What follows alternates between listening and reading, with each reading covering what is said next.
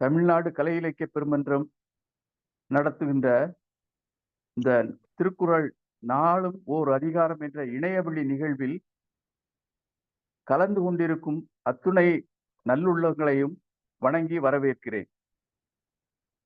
இன்னைக்கு 61வது அதிகாரமான மடியின்மை என்ற அதிகாரத்தை நாம் பார்க்க இருக்கிறோம். இன்னைக்கு முற்றோதல் செய்த மாணவர் விஷ்ணு. இவர்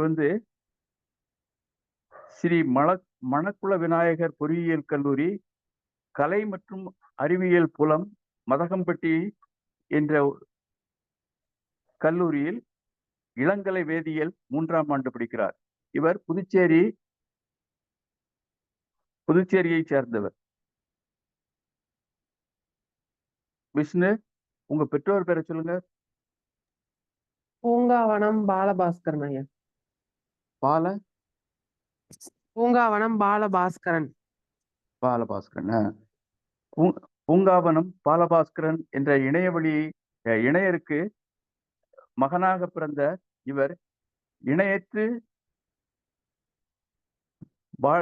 பிற்காலத்தில் ஒளிமயமான வாழ வேண்டும், பேரும் புகழும் பெற வேண்டும் என்று சொல்லிக் கொள்கிறேன். இவருக்கு எல்லாருமே இப்ப வரும்போது அம்மா பேரை சொல்லிட்டு தான் அப்பா பேரை சொல்றாங்க. இது ஒரு வரவேற்க தகுந்த ஒரு செயல்தான். அடுத்து இன்னைக்கு உரைப்பொழிவாளராக நம்மிடையே வந்திருப்பவர் முனைவர் கேமலாதா அவர்கள். இவர் துறை தலைவராக இருக்கிறார். அது என்ன வேதியியல் துறை தலைவராக இருக்கிறார். கடலூரில் உள்ள கிருஷ்ணசாமி மகளிர் கலை அறிவியல் மற்றும் மேலாண்மையியல் கல்லூரியில் வேதியியல் துறை தலைவராக பணியாற்றி வருகிறார். இந்த 2 ஆளுமைகள் நம்மிடையே இன்று பயணிக்க இருக்கிறார்கள். அதுல முதல்ல முற்றோதல் செய்த மாணவர் விஷ்ணு அவர்களை மடியின்மை என்ற அதிகாரத்தை முற்றோதல் செய்ய வருமாறு அன்புடன் அழைக்கிறேன். விஷ்ணுவே வருக, முற்றோதல் தருக. அனைவருக்கும் இனிய இரவு வணக்கம். என் பெயர் விஷ்ணு. நான் ஸ்ரீ மணக்குள விநாயகர் கலை மற்றும் அறிவியல் கல்லூரியில் இளங்கலை வேதியியல் துறையில் 3ஆம் ஆண்டு படித்து வருகிறேன். சேர நாடு வேழமுடைத்து, சோழ நாடு சோறுடைத்து, பாண்டிய நாடு முத்துடைத்து, இந்திய நாடு இளைஞருடைத்து என்று நம் இந்திய நாட்டின் பெருமையை பகிர்ந்து கொண்டு உங்கள் அனைவருக்கும் என்னுடைய வணக்கத்தினை தெரிவித்துக் கொள்கிறேன். வள்ளுவன் தந்த 2 அடி வாசகம், மனித குலத்திற்கே தந்த மகா சாசனம். அதிகாரம் 61, மடியின்மை. குடியென்னும் குன்றா விளக்கம், மடி என்னும் மாசூர மாய்ந்து கெடும். மடியை மடியா ஒழுகல், குடியை குடியாக வேண்டுபவர். மடிமடி கொண்டொழுகும் பேதை, பிறந்த குடிமடியும் தன்னினும் முந்து. குடிமடிந்து குற்றம் பெருகும், மடிமடிந்து மாண்ட உணர்ச்சில் அவர்க்கு. நெடுநீர் மறவி மடிதுயில் 4ம், கெடுநீரார் காமக்கலன். படியுடையார் பற்றமைந்த கண்ணும், மடியுடையார் மாண்பயன் எய்தல் அரிது. இடிபுரிந்து எல்லும் சொல் கேட்பர், மடிபுரிந்து மாண்ட உணர்ச்சில் அவர். மடிமை குடிமைக்கண் தங்கின், தன் ஒன்னார்க்கு அடிமை புகுத்திவிடும். குடியாண்மையுள் வந்த குற்றம் ஒருவன் மடியாண்மை மாற்றக் கெடும். மடியிலா மன்னவன் எய்தும், அடியளந்தான் தாயதெல்லாம் ஒருங்கு என்று உலக பொதுமறையான வள்ளுவனின் வாக்கை பின்படுத்தி நாம் அனைவரும் செயல்பட வேண்டும். வாய்ப்பளித்த கருமுருகன் ஐயா அவர்களுக்கும், நவநீத கிருஷ்ணன் ஐயா அவர்களுக்கும், பொது செயலாளர் அறம் ஐயா அவர்களுக்கும் என்னுடைய வாழ்த்தினை தெரிவித்துக் கொண்டு வாய்ப்பளித்தமைக்கு நன்றி பாராட்டி விடைபெறுகிறேன். நன்றி, வணக்கம். மிக்க நன்றி மாணவ செல்வமே, அருமையாக பேசுகிறீர்கள். இந்த சேர சோழ பாண்டிய நாட்டிற்கே நீங்கள் ஒரு செல்வமாக, ஈடு இணையற்ற செல்வமாக விளங்குகிறீர்கள் என்றே சொல்லலாம். இந்தியாவிற்கு இளைஞர்கள் தான் உண்மையிலேயே செல்வம். செல்வங்கள். அந்த இளைஞர்கள் தான் இந்த நாட்டை சீர்திருத்த வேண்டும் என்று நல்லா சொன்னீங்க, குறிப்பா சொன்னீங்க. உங்களுக்கு நல்லா குரல்கள் எல்லா குரல்களையும் நல்ல பொருள் உணர்ந்து சொன்னீங்க. அருமையா இருந்துச்சு. மிக்க மகிழ்ச்சி. உங்களுக்கு தமிழ்நாடு கலை இலக்கிய பெருமன்றம் நெஞ்சார்ந்த நன்றிகளையும் பாராட்டுகளையும் வாழ்த்துகளையும் தெரிவித்துக் கொள்கிறது. அடுத்து இன்னைக்கு உரைப்பொழிவாளராக முனைவர் கேமலதா அவர்கள் இந்த மடியின்மை அதிகாரத்தை உரைப்பொழிவு தருமாறு அன்புடன் கேட்டுக்கொள்கிறேன். உரைப்பொழிவாளரே வருக, உரைப்பொழிவை தருக.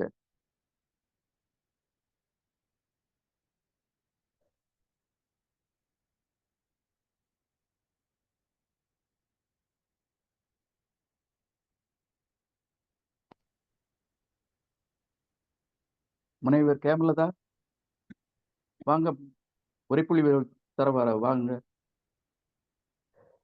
சார், இணைப்பு கரெக்டா இருக்குங்களா சார்? கரெக்டா இருக்கு, போதும். அனைவருக்கும் நெஞ்சார்ந்த வணக்கம். தமிழ்நாடு வணக்கம். இலக்கிய பெருமன்றம் நடத்தும் திருக்குறள் நாளும் ஒரு அதிகாரம் இணைய வழி தொடரில் இணைவதில் நான் மிக்க பெருமகிழ்ச்சி அடைகிறேன். நான் கிருஷ்ணசாமி மகளிர் கல்லூரியில் வேதியியல் துறை தலைவராக 18 ஆண்டுகள் பணிபுரிந்து வந்து கொண்டிருக்கின்றேன். என்னுடைய முக்கியமான துறை, என்னுடைய துறை வேதியியல் ஆயினும் தமிழின் பால் கொண்ட காதலால், ஆர்வத்தால் தமிழ் பற்றி, அதுவும் திருக்குறள் பற்றி பேச நான் மிகவும் பேறு பெற்றவளாகவே கருதுகின்றேன். இன்று ஐயா சொன்னது போல் 61வது அதிகாரம் மடியின்மை. திருக்குறள் என்று சொன்னாலே எக்காலத்துக்கும் பொருந்தக்கூடிய ஒரு முப்பால் தான் திருக்குறள். திருமாலுடைய அவதாரத்திலே, வாமன அவதாரத்துல உலகை அண்ட சராசரத்தை தன்னுடைய சின்னஞ்சிறிய கால்களால 3 அடியில அந்த வாமன அவதாரத்துல பெருமாள் வந்து தன்னுள் அடக்கியிருப்பார். நம்மளுடைய சென்னா புலவரான திருவள்ளுவர் உலகில் உள்ள அறம், பொருள், இன்பம் போன்ற முக்கியமான கருத்துக்களை எல்லாம் தன்னுடைய 2 அடிகளிலேயே அவர் அளந்து விட்டார். முக்காலமும் உணர்ந்தவர் திருவள்ளுவர். ஏன் அப்படின்னு சொன்னோம்னா, முன்னாடி காலத்துல எல்லாம் மாணவர்களிடையே வாசிப்பு பழக்கம் ரொம்ப அதிகமா இருந்தது. நம்மெல்லாம் பொன்னியின் செல்வன்ல இருந்து சாண்டில்யனுடைய கதைகள் எல்லாமே பாகம் பாகமா, பகுதி பகுதியா, பக்கம் பக்கமா நம்ம வந்து படிச்சோம். இப்ப எல்லாரும் மாணவர்கள் எல்லாரும் ஒரு பக்க கதை, 1 நிமிட கதை, ஹைக்கூ கவிதை அப்படி என்று நேரமின்மைய வந்து சுட்டி காட்டி அவங்களுடைய வாசிப்பு பழக்கம் வந்து குறைஞ்சு போயிடுச்சு. அது திருவள்ளுவருக்கு முன்னாடியே தெரிஞ்சு போச்சோ என்னவோ தெரியல. அவர் 2 அடியிலேயே எல்லா திருக்குறளையுமே அவர் வந்து கையாண்டுட்டார். தமிழ படிக்க படிக்க சுவை கூடிக்கிட்டே தான் போகும். அது யாருக்கும் தெரியறதே இல்லை. இப்ப இருக்கிற இளம் தலைமுறையினருக்கு நாவினுடைய சுவை தெரிந்த அளவுக்கு சொற்சுவைய பத்தியோ இல்ல பொருட்சுவைய பத்தியோ எதையுமே அவங்களுக்கு வந்து தெரியறதில்லை. அதனாலதான் இந்த தலைமுறையினர் இப்படித்தான் இருப்பாங்க போல இருக்குன்னு அன்றே கணித்த திருவள்ளுவர் இந்த தலைமுறையினரும் திருக்குறளை படிக்கணும்ன்றதுக்காக தன்னுடைய 2 அடியிலேயே அவர் அவ்வளோ அழகா வந்து எல்லா கருத்துக்களையும் அடக்கி ஆண்டுட்டார். இந்த 61வது அதிகாரமான மடியின்மை, அதாவது சோம்பல் இல்லாமல் இருப்பது என்பது முக்கியமாக இந்த தலைமுறை இளைஞர்களுக்கு முக்கியமான தேவையான ஒரு அதிகாரம் அப்படின்னு நான் நினைக்கிறேன். நமக்கு நம்முடைய வாழ்க்கைய அடுத்த கட்டத்துக்கு எடுத்துட்டு போறதுக்கு எல்லா வழிகளும் நமக்கு வந்து தெரியும். நம்ம எப்படியெல்லாம் இருக்கணும், எப்படியெல்லாம் இருக்கக்கூடாதுன்றது எல்லாமே நம்ம இளைஞர்களுக்கு எல்லாமே தெரியும். நமக்கு உடம்பு வந்து நல்லா இருக்கணும், பாடி ஃபிட்டா இருக்கணும் அப்படின்னா எக்ஸசைஸ் பண்ணணும், உடற்பயிற்சி பண்ணணும்னு நமக்கு தெரியும். எக்ஸாம்ல மார்க் கம்மியா வாங்கியிருக்கோம் அப்படின்னா இன்னும் நம்ம நல்லா படிக்கணும் நமக்கு தெரியும். நிறைய சம்பாதிக்கணும் அப்படின்னா நமக்கு நிறைய திறமைகளை வளர்த்துக்கணும். இது எல்லாமே இன்றைய காலகட்டத்துல இருக்கிற இளைஞர்களுக்கு எல்லாமே தெரியும். அப்ப எந்த இடத்துல இந்த மடியின்மை, சோம்பல் அப்படின்னு வருதுன்னா, எந்த ஒரு செயல் செஞ்சாலும் நமக்கு அதுல ஆர்வம் இருந்ததுன்னா, அதுல நமக்கு வந்து சோம்பேறித்தனம் இருக்காது. நமக்கு எந்த ஒரு செயலுமே ஆர்வம் இல்ல அப்படின்னா, நிச்சயமா நமக்கு சோம்பேறித்தனம் தன்னுள் குடிபுகுந்து விடும். உதாரணமா, நம்ம ஒரு படம் பார்க்க போறோம். இல்ல நாளைக்கு வந்து ஒரு தாத்தா வீட்டுக்கோ, இல்ல பாட்டி வீட்டுக்கோ போக போறோம் அப்படின்னா, நமக்கு சோம்பல் வரவே வராது. நம்ம சுறுசுறுப்பாயிடுவோம். அந்த இடத்துல எனக்கு சோம்பலா இருக்கு. நம்ம நாளைக்கு படம் பார்க்கலாம். இல்ல நம்ம ஃப்ரெண்ட்ஸோட எங்கேயாச்சும் வெளியில போறோம்னா, சோம்பலா இருக்கு, டயர்டா இருக்கு. நம்ம நாளைக்கு போலான்ட்டு நம்ம எந்த காரியத்தையும் ஒத்தி போடுறதே கிடையாது.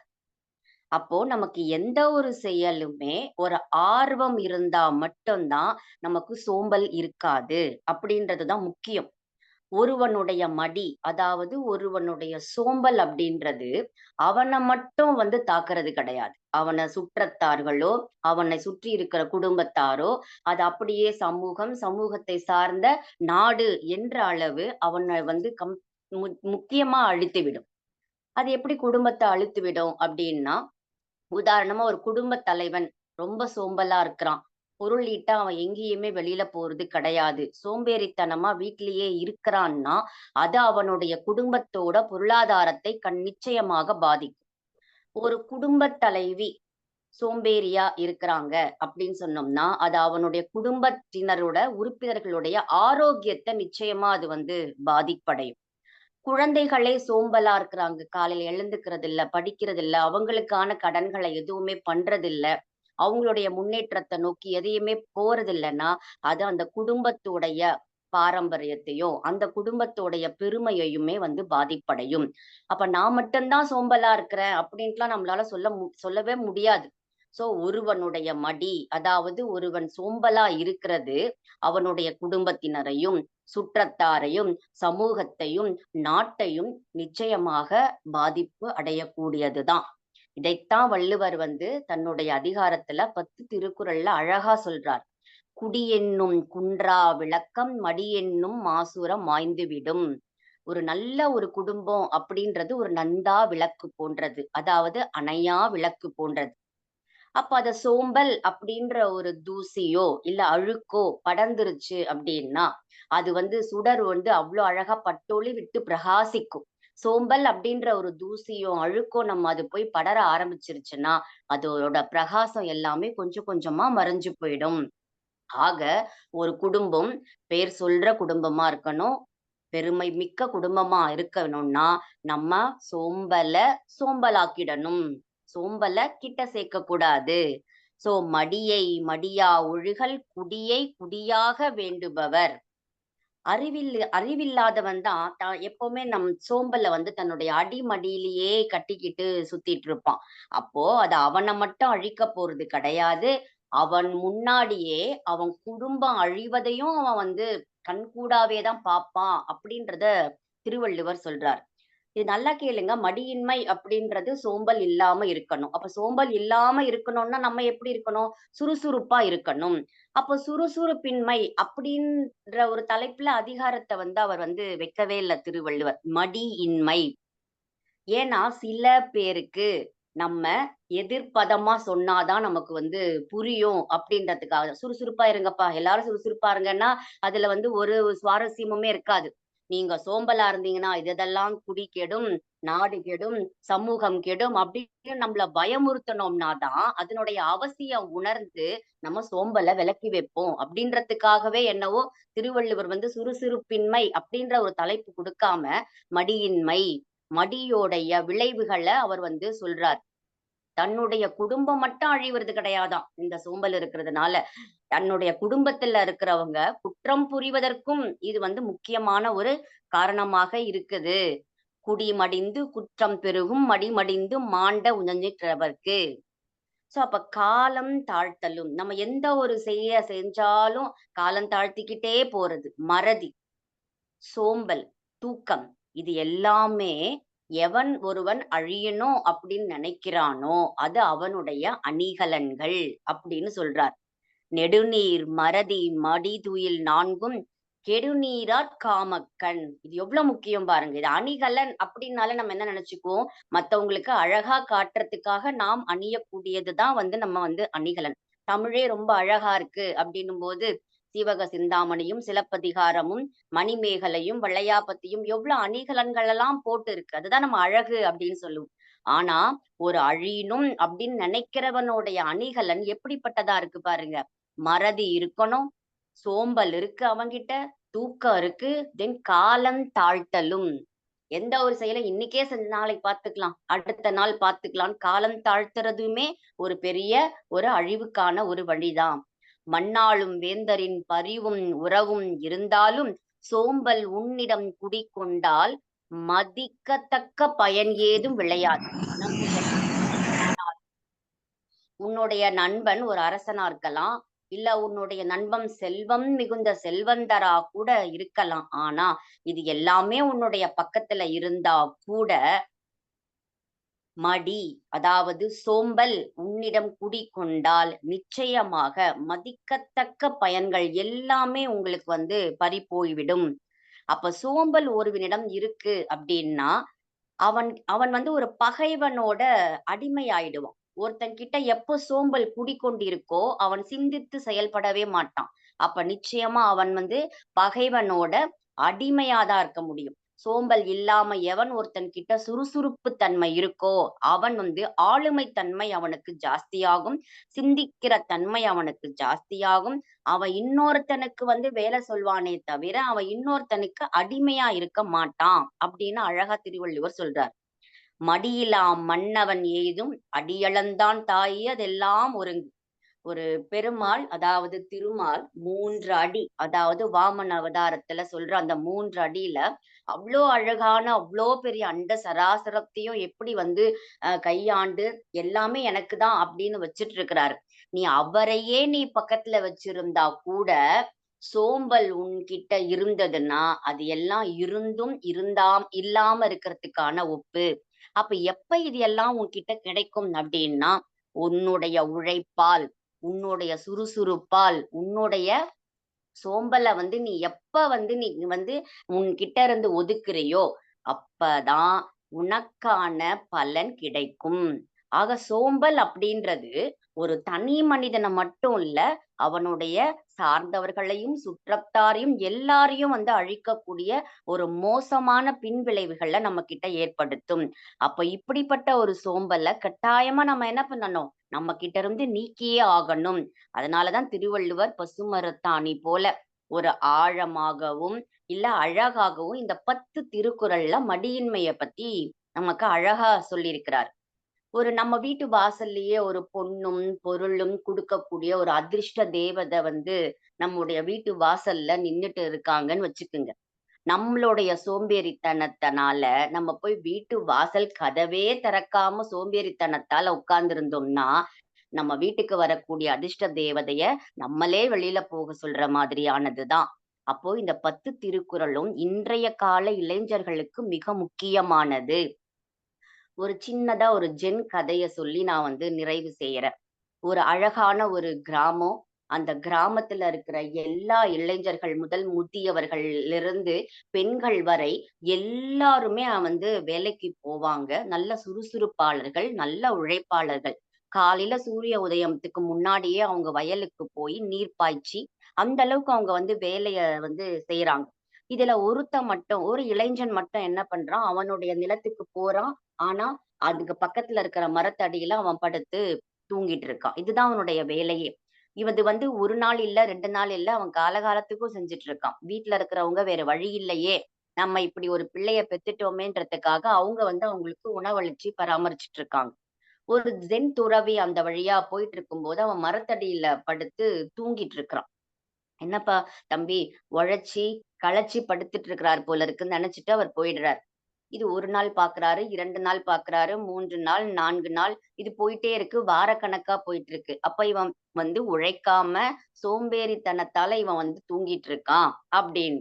அப்ப அவர் கூப்பிட்டு சொல்றாரு, நான் நீ சீக்கிரமா பணக்காரன் ஆகணும், நீ சீக்கிரமா செல்வந்தன் ஆகணும் அப்படின்னா நான் உனக்கு ஒரு வழி சொல்றேன் அப்படின்னு. ஐயோ நிச்சயமா சொல்லுங்க ஐயா, எனக்கு வந்து தூங்கி தூங்கி ரொம்ப வந்து களைப்பா இருக்கு. நான் சீக்கிரமா வந்து பணக்காரன் ஆகணும். எனக்கு ஒரு வழி சொல்லுங்க அப்படின்னு. அப்போ அதோ தெரியுது இல்லையா? ஒரு பெரிய மலை உச்சி. அது வரைக்கும் நீங்க வந்து மேல போணும். மேல போனதுக்கு அப்புறம் திருப்பி அந்த சைடுல அந்த பக்கமா ஒரு சின்னதா ஒரு பள்ளத்தாக்கு இருக்கும். அந்த பள்ளத்தாக்கு இறங்கி நீங்க போகும்போது ஒரு குகை இருக்கும். அதுக்குள்ளார வைரம் இருக்கும். அந்த விஷயம் யாருக்குமே தெரியாது. நான் உன்கிட்ட மட்டும் தான் நான் வந்து அந்த விஷயத்த சொல்றேன். நீ அத எடுத்து பலனடைஞ்சு நீ பெரிய செல்வந்தன் ஆகு. அப்படின்னு. அவ்ளோ பெரிய மலை உச்சிக்கு போணுமா? அது பார்க்கவே ரொம்ப கஷ்டமா இருக்கே! என்னால முடியுமான்னு தெரியலையே! அவ்ளோ தூரம் எப்படி போறது? பரவாயில்லப்பா, நீ ரொம்ப கஷ்டப்பட வேண்டாம். இத வந்து நான் வேற யார்கிட்டயாச்சும் ஒருத்தர்கிட்ட நான் வந்து சொல்றேன். அவர் வந்து அதே மாதிரி மலை உச்சிக்கு போயிட்டு, அந்த குகைக்கு போயிட்டு வைரத்த எடுத்து, ஒரு பெரிய செல்வந்தன் ஆகிட்டோம். நீ வேண்டாம், உன்னுடைய வேலைய பார்த்துக்கோ அப்டிங்கிறார். இல்ல, இல்ல ஐயா, நானே போறேன். சரி போ அப்படின்னு. அந்த மலை உச்சி போயிட்டு கடக்கும் பொழுது கடினமான பாதைகள், கரடுமுரடான பாதைகள், அவ்வளவு பெரிய பள்ளத்தாக்குகள், மூச்சு வாங்குது, முடியவே இல்ல. இருந்தாலும் அந்த மலை உச்சிக்கு போயிடுறாரு. போகும்போது தான் தெரியுது அந்த மலை கிராமம் வந்து அவ்ளோ அழகா இருக்கு. இயற்கைய ரசிக்கிறது எல்லாமே. நம்மளோட கிராமம் எவ்ளோ அழகா இருக்குல்ல அப்படின்னு ரசிச்சுக்கிட்டு திருப்பியும் பள்ளத்தாக்கு நோக்கி திருப்பியும் கீழ வந்து இறங்குறாரு. அப்பயும் ஏகப்பட்ட கஷ்ட நஷ்டம் அவருக்கு.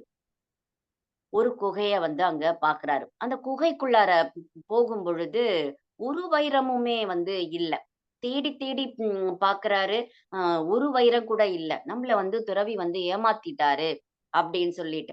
சரி திருப்பியும் நம்ம போனோம்னா, திருப்பியும் அந்த பள்ளத்தாக்கு வழியா போய், திருப்பியும் மலை உச்சி போய், திருப்பியும் மலை இறங்கினதுக்கு அப்புறமா தான் அவர் வீட்டுக்கு முடியும். ஐய்யய்யோ! திருப்பி இவ்ளோ தூரம் கடந்து வந்த பாதை, இவ்ளோ தூரம் திருப்பி போணுமா? வேணாம் நம்ம இங்கேயே இருந்துருவோமா?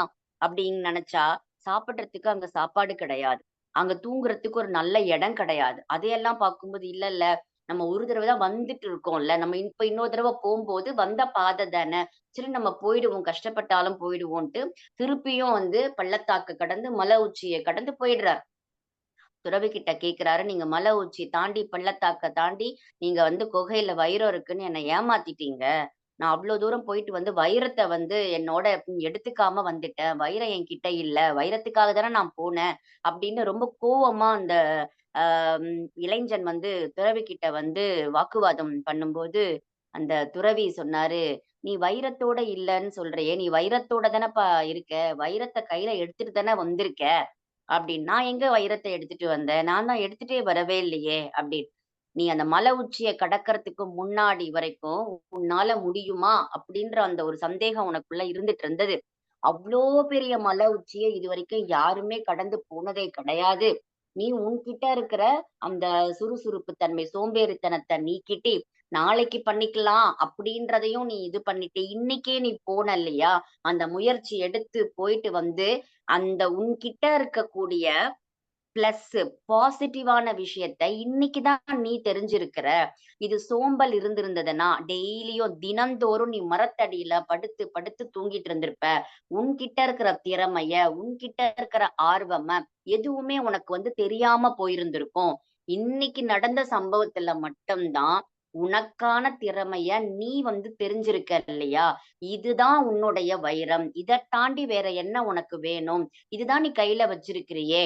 அப்பதான் அவனுக்கு தெரிஞ்சது, அடுத்த நாள் காலையில இருந்து சூரிய உதயத்திற்கு முன்னாடியே அவன் எழுந்து போயிட்டு, அவனுடைய வயல்ல உழுது, அவன் மட்டும் அந்த வயல்ல உழாம, அக்கம் பக்கத்துல இருக்கிறவங்க எல்லாருக்குமே அவன் என்ன பண்ணான், எல்லாருக்குமே கைமாறு செஞ்சு, உதவி செஞ்சு, அவனும் வாழ்க்கையில வந்து மேலும் மேலும் முன்னேறினான். அப்போ நம்மளும் அதே மாதிரி தான். ஒரு செயல நோக்கி, ஒரு இலக்க நோக்கி நமக்கு போறோம்னா, நாளை, நாளை அப்படின்னு தள்ளி போடவே கூடாது. சோம்பல் அப்படின்றது ஒரு மிகப்பெரிய கொடிய அரக்கன்.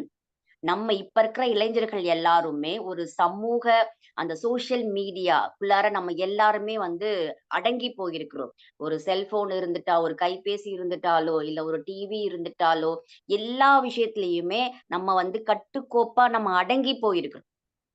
இவங்க எல்லாருமே நம்மள அடக்கி இருக்கிறாங்க. திருவள்ளுவர் எப்படி வந்து 2 அடியில வந்து எல்லாத்தையும் அளந்தாரோ, வாமன அவதாரத்துல 3 அடி கால் மண்ணுல வந்து எப்படி உலகத்த அளந்தாரோ, இப்ப சோசியல் மீடியா எல்லாமே இளைஞர்கள வந்து கையடக்கி வச்சிருக்கு. அதிலிருந்து நம்மளால மீண்டு வரவே முடியல. ஒரே 1 மணி நேரம், 2 மணி நேரம் ஆனாலும், இந்த கைபேசியிலயோ, இல்லைன்னா நம்ம பார்க்கக்கூடிய டிவிலயோ, இன்ஸ்டாகிராம்ல இருந்து, ட்விட்டர்ல இருந்து, ஃபேஸ்புக், வாட்ஸ்அப்ல இருந்து மினிமம் 1 மணி நேரத்திலிருந்து 3 மணி நேரம் வரைக்கும் எந்த சிந்தனையும் இல்லாமல் நம்முடைய மொத்த உடலும் மனமும் எல்லாமே ஒருங்க கட்டுப்பட்டு போய்விடுகின்றது. ஆக நம்மளுடைய வெற்றியை நோக்கி, இலக்கை நோக்கி நம்மளால செய்ய முடியறதே கிடையாது. இருக்கலாம். சோசியல் மீடியா இருக்கலாம். எது நமக்கு தேவையோ அன்னப்பறவை போல, எது நமக்கு தேவையோ பால் மட்டும் எடுத்துக்கிட்டு, மீதி இருக்கிற தண்ணீர விட்டுறணும். ஆக நம்முடைய இளைஞர்கள் வெற்றி என்னும் இலக்கை அடைய, நாம் நிச்சயமாக சோம்பல் அப்படின்ற ஒரு பெரிய கொடிய அரக்கன விலக்கி, முடிஞ்சா அழிச்சு, நம்முடைய சுறுசுறுப்பான செயல்ல நம்ம வெற்றி காணலாம். நன்றே செய், அதை இன்றே செய் அப்படின்றது தான் என்னுடைய ஆழ்ந்த கருத்து. வாய்ப்பளித்த அத்துணை பேருக்கும் நன்றி. ஏதேனும் என்னுடைய தமிழில் பிழை இருந்தாலோ, கருத்து பிழை இருந்தாலோ, தமிழ் கூறும் நல்லுலகு என்னை மன்னிக்க வேண்டும். நன்றி ஐயா. மிக்க நன்றி முனைவர் பெருமக்களே. அதாவது இந்த மன்றத்துல ஒரு பொது கருத்து உண்டு. மன்னிப்புங்கிற வார்த்தையை யாருமே உபயோகிக்க வேண்டாம் அப்படின்னு. நீங்கள் அருமையாக உரை நிகழ்த்தினீர்கள். ரொம்ப ரொம்ப உங்களுடைய கருத்து செறிவு நிறைய இருந்துச்சு. இந்த செண்கதை மூலமாகலாம் நல்ல கருத்தை உணர்த்தினீர்கள். பொதுவா நீங்க சொன்னதுல எனக்கு பிடிச்சிருந்தது, ஆர்வம் இருந்தால் சோம்பல் வராது அப்படின்னது. அது உண்மை.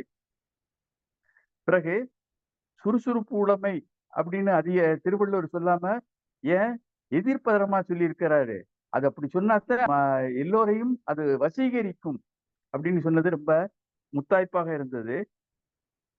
பிறகு இந்த நாவின் சுவையத்தை இந்த காலத்து இளைஞர்கள் அறிகிறாங்க. சொற்சுவை பொருட்சுவை அது உள்ளதுதான்.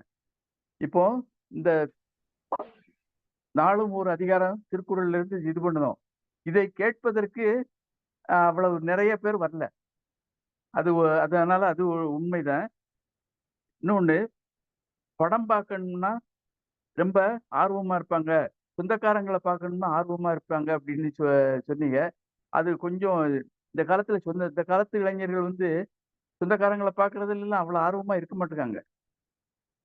சொந்தக்காரங்களை பார்க்கும்போது அந்த சொந்தத்தை சொல்லியே முறையை சொல்லி பேசுவதற்கு கூட தயங்குகிறார்கள். அது ஒரு இதுதான். அந்த படம் சொந்தக்காரங்களை பார்க்கறத விட இந்த காலத்து இளைஞர்கள் செல்லில் மூழ்கி போயிட்டாங்க அப்படின்னே சொல்லலாம். ஆனா செல்லு இப்ப நம்ம பயன்படுத்துறோம். இது நன்மைக்கு தான்.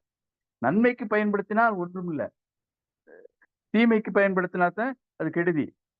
இது பேராசிரியர் ஞானசம்பந்தன் சொல்லுவார், இந்த காலத்து இளைஞர்கள் பல்ல தேய்க்கிறாங்களோ இல்லையோ செல்ல தேய்க்கிறாங்க அப்படின்னு நகைச்சுவையா சொல்லுவாரு. ரொம்ப அருமையான இருக்கும். ரொம்ப இந்த மடியின்மை அதிகாரத்தை மிகவும் சிறப்பாக உன்னதமாக நிலையில் பொருள் உரை நிகழ்த்தி இருக்கிறீர்கள். உங்களை தமிழ்நாடு கலை இலக்கிய பெருமன்றம் நெஞ்சார பாராட்டி மகிழ்கிறது, வாழ்த்துகிறது, நன்றியும் தெரிவித்துக் கொள்கிறது என்று சொல்லி, அடுத்து பின்னூட்டமளிக்க வழக்கமா மேனாள் பொதுச்செயலாளர் வருவாங்க. அவங்க இல்லைன்னு நினைக்கிறேன். முதல்ல பார்த்தேன். ஐயா இருக்கீங்களா? வந்திருக்காரு. நம்ம வணக்கம். வணக்கம் வணக்கம் வணக்கம் வணக்கம் வணக்கம் வணக்கம் ஐயா. வணக்கம் வணக்கம் வணக்கம். பின்னூட்டமளிங்க. பின்னூட்டத்தால் பெருமை சேர்க்கிறவங்க நீங்க தான். மகிழ்ச்சி. ரொம்ப அருமையாக சொன்னாங்க. முற்றோதல் செய்தவரும் ரொம்ப சிறப்பு.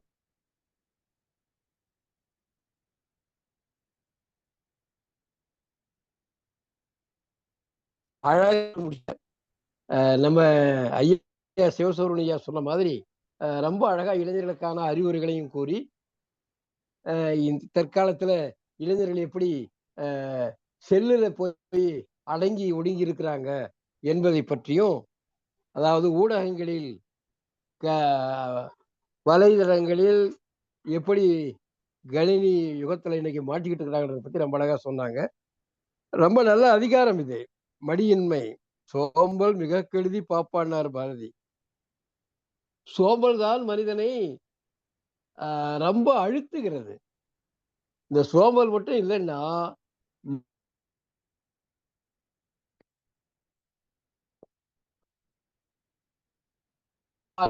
திருவள்ளுவரை பற்றி இருக்கிறோம்னா நாளைக்கு நல்ல சாப்பிட்டு அருமையா பாய போட்டு படுத்து தூங்கிட்டு பேசுமா? அவர் சோம்பல் இல்லாமல் நல்ல சிந்தித்து சிந்தித்து மனித குலத்தின் நன்மையை கருதி 1330 குறளையும் அவர் எழுதியிருக்கவில்லையானால் நாம் இன்றைக்கு இதை பற்றி பேசிக்கொண்டு இருப்போமா? சொல்ல பாருங்க, குன்றா விளக்கம் மடி என்னும் மாசூரம் ஐந்துவிடும். குடி என்று சொல்லக்கூடிய அணையாத விளக்கு, சோம்பல் என்று சொல்லக்கூடிய தூசு படிந்தால் அது மாய்ந்து அழிந்து விடும்ன்றார். ஒரு குடும்பம் அதாங்க ஒரு சமுதாயத்தினுடைய அழகு. குடும்பம், பல குடும்பங்கள் சேர்ந்தாதான் ஒரு தெரு, பல தெருக்கள் சேர்ந்தாதான் ஒரு ஊரு, பல ஊர்கள் சேர்ந்தாதான் ஒரு வட்டம், பல வட்டங்கள் சேர்ந்தாதான் மாவட்டம், மாவட்டங்கள் பல சேர்ந்தாதான் மாநிலம், மாநிலம் பல சேர்ந்தாதான் நாடு. ஆக இந்த நாட்டுக்கு, ஊருக்கு, தெருவுக்கு குடும்பம் என்பது மிக முக்கியமானது.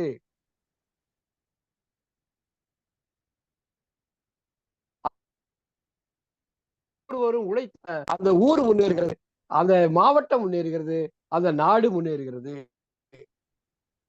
மடியை மடியா ஒழுகல், மடியை மடியா ஒழுகணும்ன்றான். சோம்பலை சோம்பலாக கருதி அதை ஒழித்து விடணும். இன்னொரு குறள் ரொம்ப அழகா சொல்றாரு பாருங்க. அம்மா ரொம்ப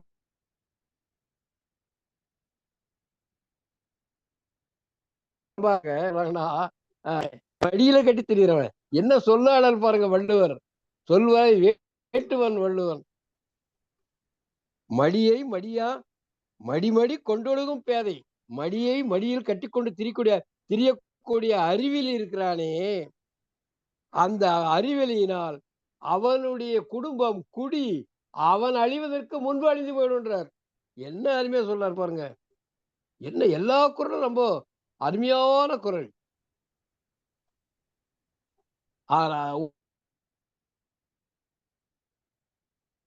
ஒரு நான் முடிச்சிடுறேன். கடைசி குரல். அவர் எதையும் சாராதவர். குறிப்பா வேத மதத்தை, வைதீகத்தை, சமயம் கிடைக்கும் போதெல்லாம் ஒரு போடு போடுவார். இங்க எப்படி போடுறாருன்னா, அப்படியே பாராட்டுற மாதிரி பாராட்டி அப்படியே புறந்தள்ளுறார். திருமால் 3 அடியால் உலகை அளந்தான், இந்த நிலம் முழுவதையும் வளர்ந்து விட்டான். அந்த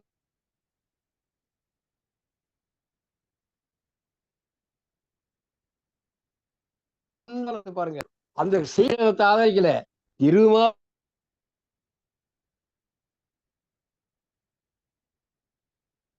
நிலம் முழுவதையும் சுறுசுறுப்பா, அரசனே இந்த உலகம் முழுவதும் நீ மீண்டும் பெற்றுக் கொள்ளலாம். கடவுள் அளந்த நிலத்தை, அது யாருக்கு சொந்தம்? கடவுளுக்கு தான் சொந்தம். ஆனா மனிதன் முயற்சித்தால், மனிதன் சோம்பல் இல்லாமல் உழைத்தால் அந்த கடவுள் அளந்த நிலத்தையே பெற முடியுன்றார். அப்ப மனித முயற்சி தான் கடவுளை விட உயர்ந்தது. கடவுள் வந்து ஒரு நம்பிக்கை சார்ந்தது, அது ஒரு கருத்தியல் சார்ந்தது. ஆனால் வள்ளுவர் நடப்பியல் சார்ந்தது, யதார்த்தத்தை சார்ந்தது. கடவுள் அளந்த நிலத்தையே உன்னால பெற முடியுமப்பா, நீ சோம்பல் இல்லாமல் இருந்தார். இதாக வள்ளுவர் அங்கங்க மத சார்பான சமய நம்பிக்கைகளை போட்டு, அதுவும் குறிப்பா வேத வைதீக மரபுகளை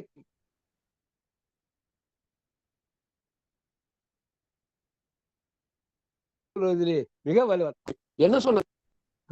வைதீக முறையை வகுத்தளித்த மனுவை தாக்குறாரு. 1330 அருங்குறளும், அதாவது வள்ளுவர் செய் திருக்குறளை மறுவர நன்குணர்ந்தவர்கள். வள்ளுவரால் எழுதப்பட்ட திருக்குறளை ஐயம் திரிவர ஓதி உணர்ந்தவர்கள்.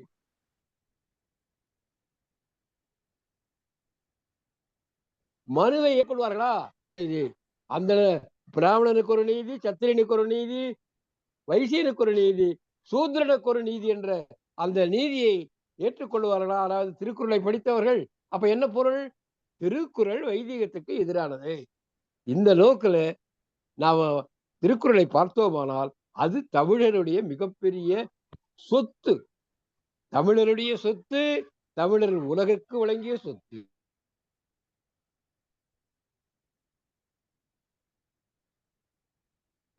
உலக சொத்தால் நாம் நாடும் ஒரு அதிகாரத்தின் மூலம் பேசிக் கொண்டிருக்கிறோம். நம்முடைய தமிழ்நாடு கலை இலக்கிய பெறுகின்ற பொறுப்பாளர்களுக்கும் இலக்கிய குழுவுக்கும் இன்றைக்கு நம்முடைய நெறியாளராக வந்திருக்கிற ஐயா சிவசுப்ரமணியன் அவர்களுக்கும் அன்பு நன்றி.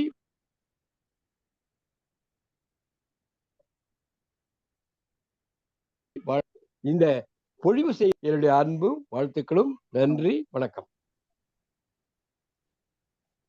மிக்க நன்றி மேனாள் பொதுச்செயலாளர் அவர்களே. ஐயா, உங்க இணையம் முந்தா நாள்ல இருந்து பார்த்துக்கிட்டு இருக்கேன். கொஞ்சம் சரியா கிடைக்க மாட்டேங்குன்னு நினைக்கிறேன். உங்களுக்கு இடையிடையே நீங்க பேசுறது கேட்காம போயிருது. கொஞ்சம் கவனிச்சுக்கோங்க என்னன்னு.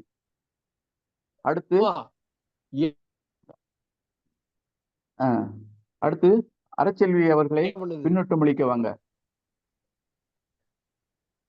அனைவருக்கும் வணக்கம்.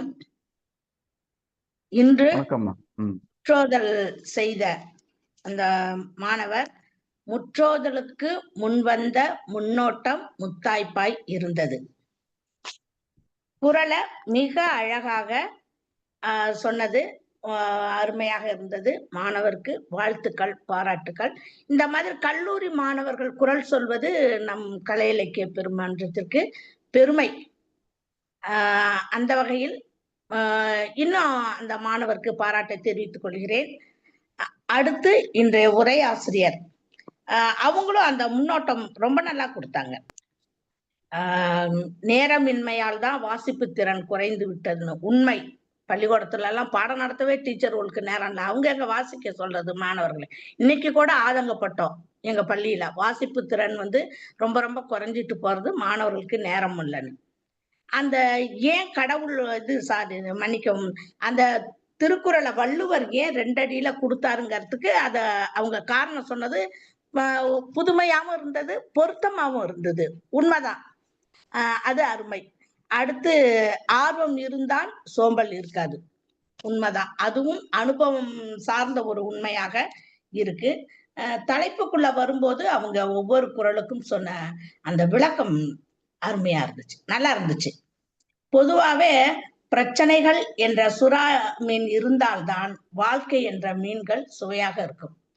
பெரிய மீன் சின்ன மீனை பிடிக்க துரத்திட்டு போனாதான் அந்த சின்ன மீன் சுறுசுறுப்பா இருக்கும். அப்படிங்கிறது ஒரு ஜப்பான் கதை.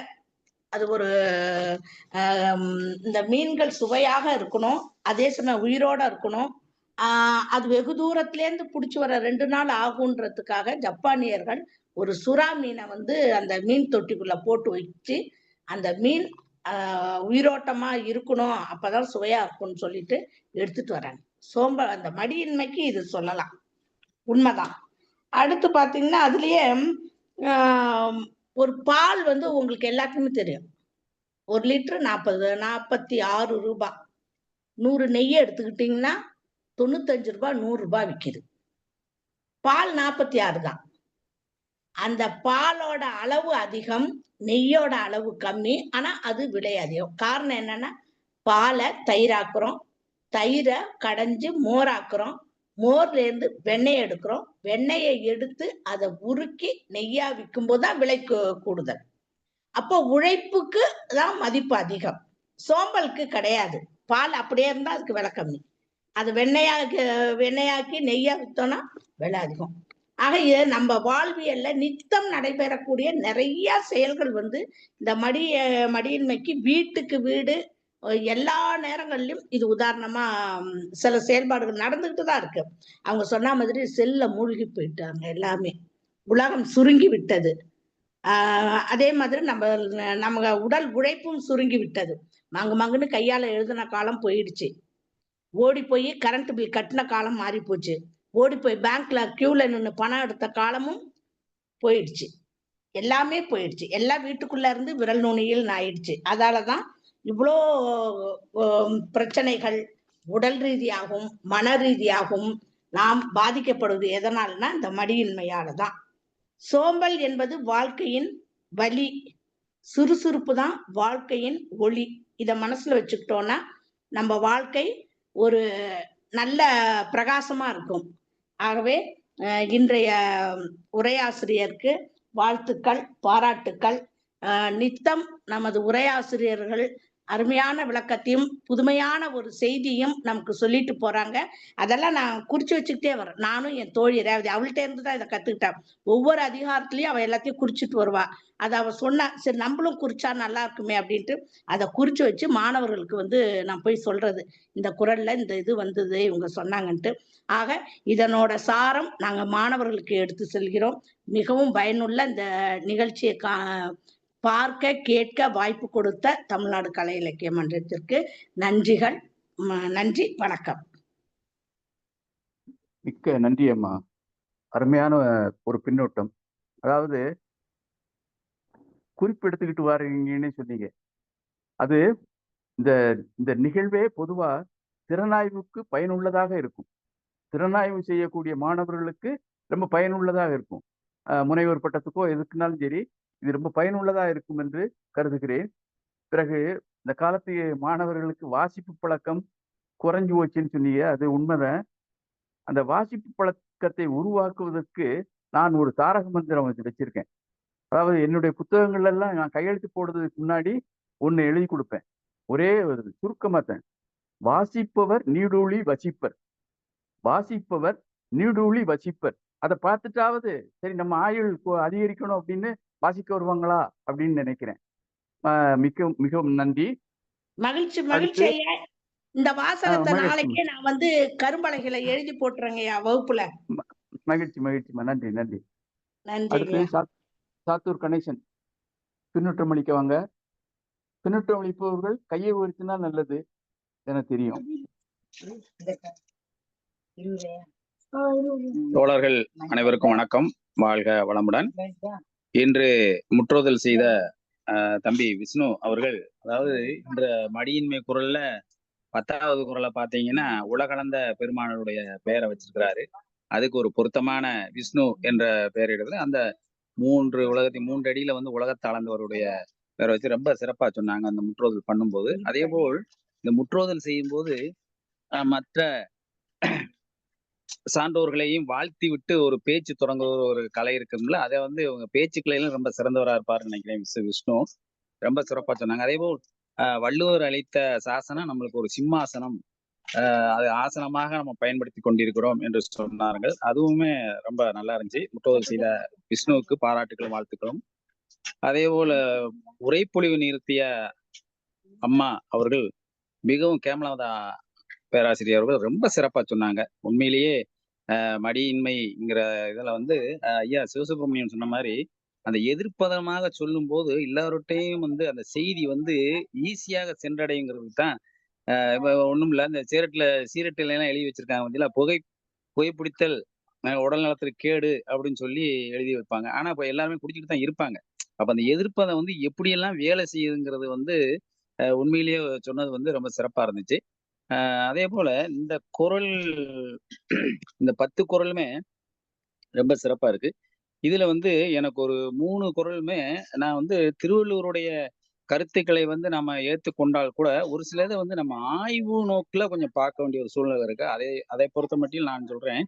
அதாவது மடிமடி கொண்டொழுகும் பேதை பிறந்த குடிமடியும் தன்னினும் உண்டு அப்படின்னு சொல்றாரு. ரைட்டு. அதாவது சோம்பல் இருக்கிறவங்களுக்கு சோம்பலை மடியில கட்டிக்கிட்டு போகும்போது புள்ளப்பூச்சி மடியில கட்டிக்கிட்டு குடையுதுன்னு சொல்ற மாதிரி அந்த சோம்பலை மடியிலேயே கட்டிக்கிட்டு இருக்கணும். அவன் சோம்பலா போயிடும். அவனுக்கு குடி அவன் போறதுக்கு முன்னாடி போயிடும். ஆனால் பேதை அப்படின்னு சொல்றது என்னத்துக்காக சொல்றாரு? அதாவது அந்த பேதையா இருக்கிறவங்க, அதாவது அறிவில்லாதவங்க, படிக்கவும் விருப்பம், அதாவது விவரம் இல்லாதவனுக்கு மட்டும்தான் அந்த மடி இருக்குமா, மற்றவங்களுக்கு எல்லாம் இருக்காதா அப்படின்னு நம்ம இதை கொஞ்சம் யோசிக்க வேண்டியிருக்கு. அந்த பேதைங்கிற வார்த்தையவன் ஏன் இந்த இடத்துல திருவள்ளுவர் பயன்படுத்தி இருக்கிறாரு அப்படின்னு சொல்லும்போது எல்லாருக்குமே சோம்பலுங்கிறது எல்லாருக்கும் வரத்தான் செய்யும். ஆனா இந்த பேதை அப்ப அவங்களுக்கு மட்டும்தான் சோம்பல் வரும், மத்தவங்களுக்கு எல்லாம் வராது அப்படின்னு சொல்ற மாதிரி இந்த வார்த்தைய இணைச்சு விட்டுருக்கிறாரு. இத கொஞ்சம் ஆய்வுபடுத்தினோம்னா கொஞ்சம் நல்லா இருக்கும்னு நினைக்கிறேன். அதே மாதிரி குடிமடிந்து குற்றம் பெருகும், மடிமடிந்து மாண்ட குளின்றியவர் அவருக்கு அப்படின்னு சொல்லி வருது. குடிமடிந்து இந்த இடத்துல வந்து குடி மடிந்து அப்படிங்கிற அர்த்தத்தை வந்து அதாவது குடி வந்து அழிஞ்சு போகும், மாண்டு போகும், மாய்ந்து போகும். அதே மாதிரி குற்றம் பெருகும்னு சொல்றாரு. குற்றம் வந்து எப்படி பெருக போகுது? சோம்பலா இருக்கும், ஒரு வேலையும் செய்ய மாட்டான், ஒண்ணும் போக மாட்டான், அவன் என்னத்த குற்றத்துக்கு போய் இது பண்ண போறான்? அப்படி அந்த குற்றங்கிற வார்த்தையும் வந்து இதுல ஏன் பயன்படுத்தியிருக்கிறாரு? அப்ப சோம்பலா இருக்கிறவங்களுக்கு மட்டும்தான் குற்றம் பண்ணுவாங்களா அப்படின்னு நம்ம சொல்லவும் முடியாது. அப்ப இந்த இடத்துல குற்றங்கிறது வந்து அதே மாதிரி அந்த 2வது வரக்கூடிய மடிந்து அப்படிங்கிறத வந்து நம்ம அதுல வந்து குடிமடிந்துன்னா அழிஞ்சு போச்சுன்னு சொல்றோம். இதுல மடிந்துங்கிறத வந்து நம்ம அழிஞ்சு போச்சுன்னு சொல்லக்கூடாது. இத வந்து மலிந்து அதிகமாகி வந்த காரணத்தினால் அவருடைய தன்மையெல்லாம் கெட்டு போகுது. அப்ப 2மே ஒரே இதுதான். குடிமடிந்துங்கிறதுக்கு அப்படி எடுத்துக்கணும். ஆனா மடிமடிந்துங்கிறது இப்படி எடுத்துக்க வேண்டியிருக்கு. அப்போ வந்து இதையும் கொஞ்சம் ஆய்வுபடுத்தலாம் அப்படின்னு நினைக்கின்றேன். அதேபோல் இன்னொரு குறள், 8வது குறள்.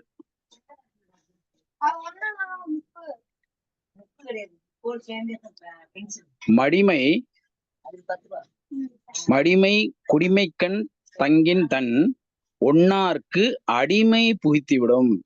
அதாவது சோம்பலா இருக்கிறவன் வந்து நல்ல குடியில பிறந்து சோம்பலா இருந்தான்னா அவனுடைய சோம்பல் வந்து எதிரிகளுக்கு வந்து அடிமைப்படுத்திவிடுன்னு சொல்றாங்க. எதிரிகளுக்கு எப்படி சோம்பல் இருக்கிறனால எதிரி ஆயிடுவானா?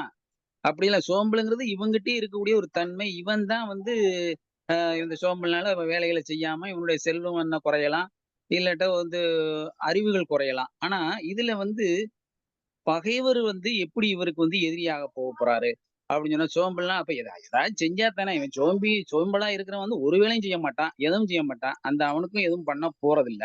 அப்படிங்கும்போது பகைவருக்கு இவர் எதுக்கு எதிரியாக போறாரு அப்படிலாம் வர்றதில்ல. ஆனா இந்த குறளுமே நான் சொல்றேன், இந்த குறளுமே கொஞ்சம் வந்து ஆய்வுக்கு உட்படுத்தி நம்ம கொஞ்சம் பார்க்க வேண்டிய ஒரு சூழ்நிலையில் இருக்கின்றோம்.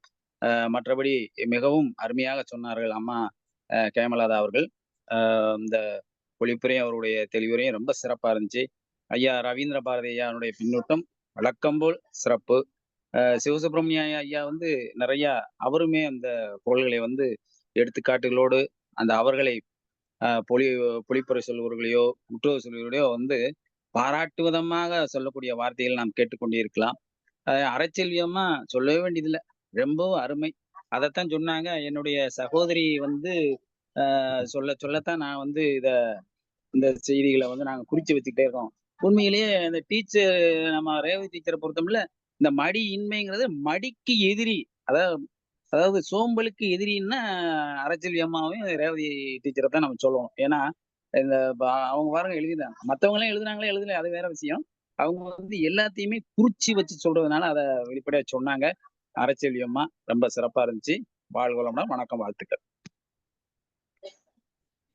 மிக்க நன்றி ஐயா. அதாவது உங்களுடைய ஊர் பற்று உங்கள்கிட்ட நிறைய இருக்கு அப்படிங்கிறத நான் உங்க பேருக்கு பின்னாடி உங்க ஊரை போட்டிருக்கிறதுல இருந்தே ஆரம்பத்திலிருந்தே தெரிந்து கொண்டேன். அது ஒரு புதுமை, மகிழ்ச்சியானது. அருமையான ஒரு பின்னூட்டம் வழங்கினீங்க. இதுல இந்த மடியை கொண்டொழுகும் பேதை பிறந்த அப்படிங்கிறதுக்கு பேதைன்னு ஏன் சொல்லிருக்காரு அப்படின்னு சொல்லி கேட்டீங்க. பேதைனாலே அறிவிலி. சோம்பலை மடியில கட்டிக்கிட்டு சுத்தி திரிதவங்க அறிவிலி தானே, அறிவில்லாதவங்க. சோம்பலை கடைபிடிப்பவங்களே அறிவில்லாதவங்க தான். அதுதான், வேற ஒண்ணு. பேதைன்னா அறிவில்லாதவங்க. அடுத்து குடிமடிந்து அதுதான் ஐயா, அது ரைட்டு தான். பேதைங்கிறது அறிவில்லாதவங்க, ஓரளவுக்கு விவரம் இல்லாதவங்க, ஒண்ணும் தெரியாதவங்கன்னு சொல்லிக்கலாம். நான் என்ன சொல்றேன், அந்த சோம்பல்ங்கிறது அவங்களுக்கு மட்டும்தான் வருமா அப்படின்னு தான் இருக்கு. இல்ல, அவங்க சோம்பல் உள்ளவங்களை தான் அறிவில்லாதவங்கன்னு சொல்லுவாங்க, அவ்வளவுதான். சோம்பல் உள்ளவங்க இந்த அறிவுள்ளவங்க. அடுத்த குறள், குடிமடிந்து குற்றம் பெருகும். சோம்பலில் இந்த இதுக்கு ரெண்டுமே அடுத்து மடிமை குடிமைக்கண் அப்படின்னு அந்த இது அடிமை பூத்தி விடும். அது ரெண்டுமே ஒண்ணு போலதான். அதாவது சோம்பல் உள்ளவங்களால் குற்றம் பெருகும். அப்படின்னா என்ன? அந்த குடும்பம் அழிஞ்சு போயிட்டுன்னா குற்றம் பெருகும், தெரியுமில்ல? அதாவது அவங்க திருட போகலாம், குற்றம் பெருகும். திருட போகும்போது யாரும் எதிர்த்தா அவங்கள கொலை செய்ய தூண்டும். இந்த மாதிரி குற்றங்கள் பெருகும் அப்படிங்கிறத அழகா திருவள்ளுவர் சொல்லி இருக்கிறாரு. அடுத்து இந்த அடிமை மடிமை குடிமை கண் தங்கின் கண் தன் உன்னாருக்கு அடிமை பூத்தி விடும் அப்படின்னு. ஆமா, இப்போ சோம்பல் உள்ளவங்க குடும்பம் வந்து அடிமையாகி விடும். என்ன? பொருளாதாரத்துல இழந்து போயிடுவாங்க. அவங்க பிறகு இந்த பணக்காரங்களுக்கு அடிமையாகத்தான் வாழ வேண்டியது இருக்கும். ஏதாவது அவங்க வீட்டு 10 பாத்திரத்தை தேய்ச்சோ அடிமை போலதான் வாழ வேண்டிய நிலைக்கு தள்ளிவிடும் என்று திருவள்ளுவர் அழகா சொல்லி இருக்கிறார்னு நினைக்கிறேன். அதான். மிக்க நன்றி. அடுத்து பின்னூட்ட மொழிக்கு யாராவது கையை வைத்திருக்கீங்களா? ஐயா ஒரு வாரம் சொல்லட்டுமா? சொல்லுங்க, தாராளமா சொல்லுங்க. அதாவது அடிமை பூத்தி விடும் சொல்ற அந்த குரல்ல இது பெரும்பாலும் அரசருக்கு சொன்னது. சரி. மக்களுக்கும் பொருந்தும்.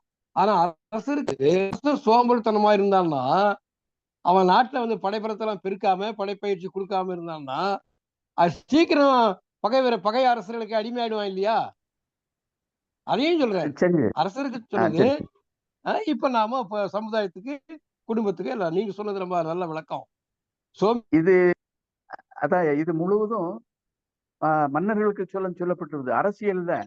ஆனால் இது சமூகத்தோடு பொருத்தி பார்க்கிறோம், அவ்வளவுதான். ஆமா. அதை பொருத்தி பார்த்தோம்னா சரியா இருக்கும். அதுதான். சரிங்க, நன்றி. அடுத்து பின்னோட்ட மொழிக்கு யாராவது கையை வச்சிருக்கீங்களா? ஆமா, நான் சொல்றேன். ரேவதி டீச்சர் இன்று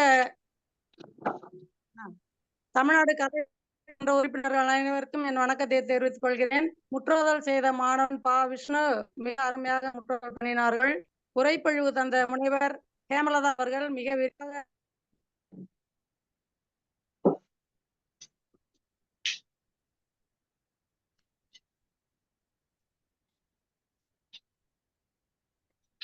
ரேவதி டீச்சர்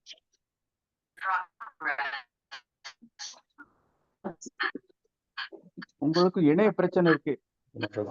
இணைய பிரச்சனை இருக்கு என்ற சொல்லுங்க. அதாவது இந்த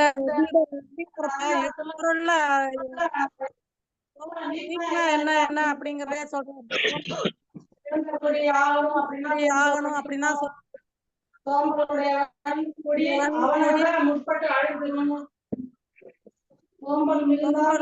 குடியும்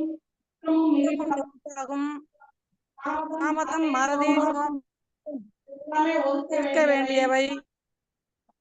சோம்பல் உடையவனுக்கு ஒத்தால் பயன் இல்லை. இந்த மாதிரி எல்லாம் சொல்லிட்டு கடைசியில 9வது குறளையும் 10வது குறளையும் தான் ஐயா வந்து இதா சொல்றாங்க. சோம்பல் நீங்கினால் ஆளும் தன்மை அதிகரித்து குற்றங்கள் நீங்கும் அப்படிங்கிறாரு.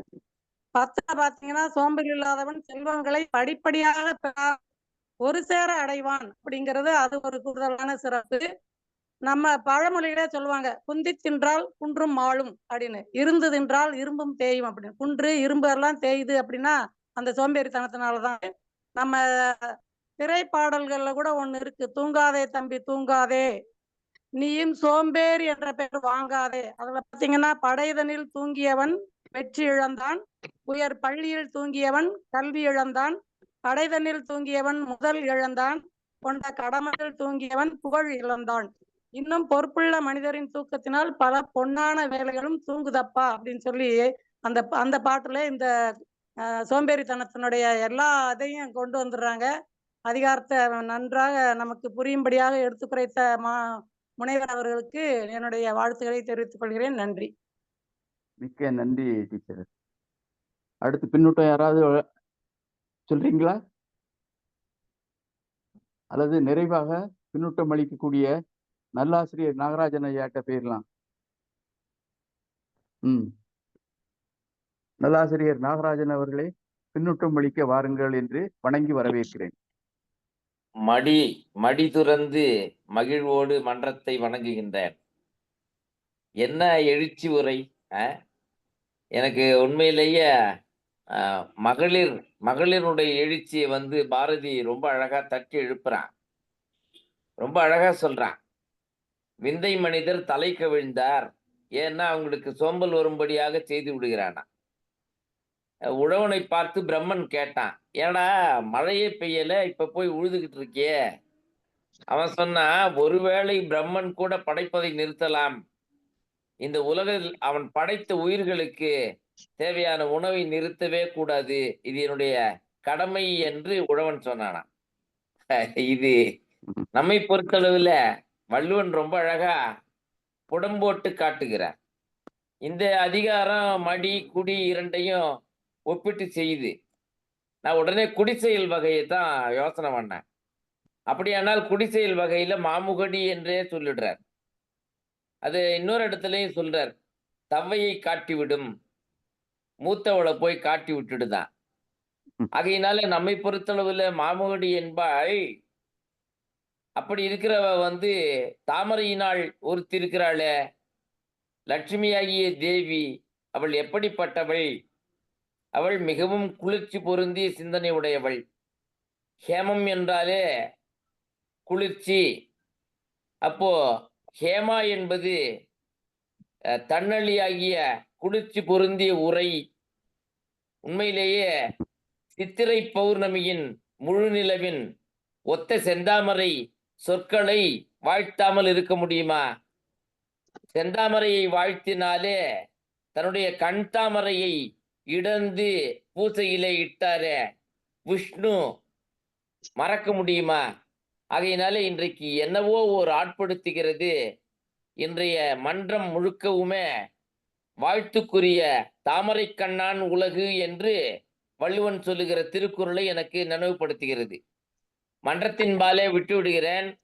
தாமரை கண்ணான் உலகு என்று சொல்ல வருகிற வள்ளுவர், தாமரை கண் செவ்விய சிவந்த கண், மண் சிவக்க கண் சிவந்த மாபெரும் மன்னர்கள் ஆண்ட இந்த மண்ணிலே பண் சிவக்க பாடிய வள்ளுவனை அறச்செல்வி சகோதரி சொன்னது போல நாளும் நாளும் ஓர் அதிகாரத்தினாலே நாம் அதிகரித்து கொண்டே போகிறோமே. நல்ல சிந்தனைகள், சிறப்பான சிந்தனைகள். இன்னொரு இடத்துல சொல்றார், மடித்தட்டு தான் தெய்வம் முந்திரிகிறது. எப்படிப்பட்ட நிலையிலே என்று சொன்னால், குடி செய்வல் என்னும் ஒருவருக்கு தெய்வம் மடித்தட்டு தான் முந்துருகிறது. அப்படி இருக்கிற நிலையில தெய்வமே மடித்தற்று முந்துரும் செயல்பாடு எவ்வாறு? தெய்வத்தான் ஆகாது எனினும். ஏனென்றால் ஊழையும் உப்பக்கம் காண்பவர் உழைவின்றி தாழாது உயர்த்துகின்ற முயற்சி உடையவர். ஆகையினால ஆழ்வினை உடைமை என்கிற ஒரு சிறப்பே கூட அந்த அதிகாரத்திற்கும் கூட இது ஒரு நுழைவாயிலோ என்று கருதுகிறார். சாத்தூர் ஐயா எப்பொழுதும் போல வழக்கம் போல சிந்தனையை கிளறுகிறவர். என்னை பொறுத்தவரை இனிமேல சாத்தூர் கணேசன் என்று அழைக்க மாட்டேன், சிந்தனை செல்வன் என்று அழைப்பேன். அப்படியானால் மிக அற்புதமான சிந்தனையை 2 விதத்திலேயும் கொடுத்திருக்கிறார். ஏன் பேதை ஊழ்க்கும் இழவூழ் என்று ஒரு திருக்குறளே பார்க்கிறோம். அவன் பேதை பிறராலே அழிக்கப்பட தேவையில்லை, தானே அழிந்து இழவூழ் படுவான், பேதைக்குட்படுவான், பேதையாய் தன்னை தான் இழப்பான்.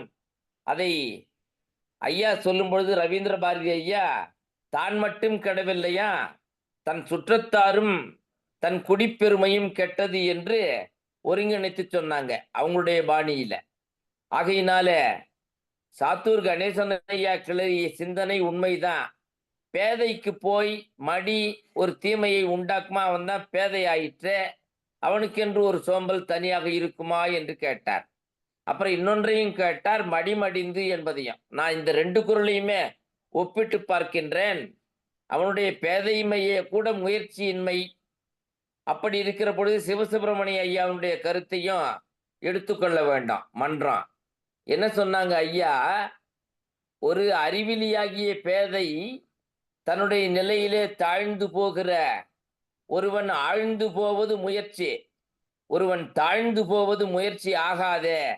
ஆகையினாலே முயற்சி தானே தீவினையாக்கும், முயற்சியின்மை தானே இன்மை புகுத்தி விடும். அதற்கு விளக்கத்தையும் சொல்லுகிறார். உலகத்திலே நோற்பார் சிலர், நோலார் பலர். அத எப்படி தொடங்குகிறார்? இலர் பலராகிய காரணம் என்று தொடங்குகிறார் வள்ளுவர். ஆகையினாலே இலராகிய காரணம், பலராகிய காரணம், சிலர் தம்மை இழப்பதாகிய காரணம், எல்லாவற்றிற்கும் முடிச்சுதான் மடிமடி கொண்டொழுகும் பேதை. அப்படியானால் மலிந்து என்று சொல்லுவானேன், அப்படி சொல்லலாமே என்பது சாத்தூர் கணேசன் ஐயாவினுடைய கேட்பு வேட்பு. ஆனாலும் வள்ளுவன் ஆணையிட்டு சொல்லுகிறான், மடியாகிய தன்மை, மடிமையாகிய ஆண்மை குடியாண்மையை கெடுக்கும் என்று எல்லாவற்றுக்கும் விளக்கத்தை அந்த குறள்ல வைக்கிறார். இப்படி சிந்திக்கலாம். ஒரு குடியாண்மை கெட்டு போவதற்கு மடியை அவன் ஆள்கின்ற தன்மை இருக்கிறதே, அந்த சோம்பலிலே அவன் தன்னை ஈடுபடுத்திக் கொள்ளுகிறானே, அந்த நிலைமை பேதைமை. கடைசி குறள்ல சகோதரி ரேவதி அவர்கள் குறிப்பிட்டது போல, மடியிலா மன்னவன் எய்தும். அப்போ நம்மை பொறுத்தளவுல சாதாரண முயற்சி சுருங்கிய ஒரு மனிதன் திருவிக்கிரமனாய் உயர்ந்த தன்மை அவன் 3 அடியினாலே அளந்தால்தான் கிடைக்கிறது. ஆனால் வள்ளுவனோ 2 அடியிலேயே அளந்தால் கிடைக்கிறது. சகோதரியினுடைய உரைப்பொழிவிலே தொடங்கினார்களே, அந்த இடத்திற்கு மீள வருகின்றேன். துணுக்குகளை படித்தும் ஹைக்கூவிலே சுருங்கியும் மேலும் மேலும் சுருங்கிய இதயத்தோடு போகிறோமே.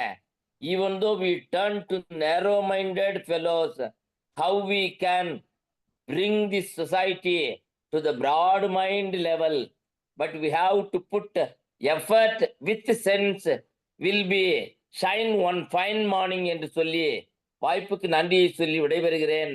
நன்றி, வணக்கம். மிக்க நன்றி நல்லாசிரியர் பெருந்தகையே, அருமையாக ஒரு பின்னூட்டம் வழங்கினீர்கள். அடுத்து இன்னைக்கு உரைப்பொழிவு நிகழ்த்திய முனைவர் கேமலதா அவர்கள் ஏதாவது நிறைவா சொல்லணும்னு நினைக்கிறீங்களா?